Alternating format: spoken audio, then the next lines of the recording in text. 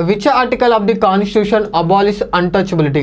రాజ్యాంగంలోని ఏ అధికరణ అంటరానితనాన్ని నిర్మూలిస్తుంది? ఒకసారి కనుక ఆప్షన్స్ చూసినట్టయితే article 14, article 15, article 17, article 21. So ఏదైతే భారత రాజ్యాంగంలోని ఏ ఆర్టికల్ అంటరానితనాన్ని నిర్మూలిస్తుంది అని అడుగుతున్నారు. సో ఒకసారి మనము ఆర్టికల్ 14 నుంచి కనుక వచ్చినట్టయితే ఆర్టికల్ 14 ఏదైతే ఉందో ఇది రైట్ టు ఈక్వాలిటీని తెలియజేస్తూ ఉంటుంది. సో ఆర్టికల్ 14 అయ్యేటువంటి అవకాశం లేదు. Option A eliminated.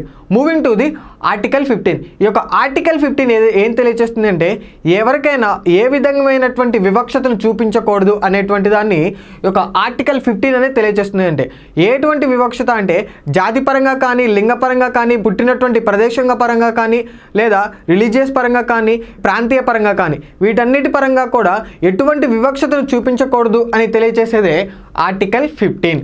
Moving to the article 21. So article 15 eliminated.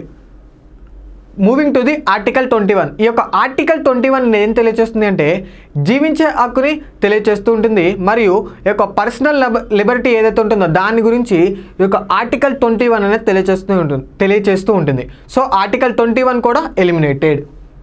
So మిగిలిపోయినటువంటి ఒకటే ఆర్టికల్ 17. ఈ యొక్క ఆర్టికల్ 17 ఇండియన్ కాన్స్టిట్యూషన్ ఏం తెలియజేస్తుంది అంటే ఒక అన్టచబిలిటీని నిర్మూలించాలి అని తెలియజేస్తూ ఉంటుంది. ఏదైతే అంటరానితనాన్ని నిర్మూలించేటువంటి ఆర్టికల్ ఏంటి అంటే article 17. So correct answer for this question article 17.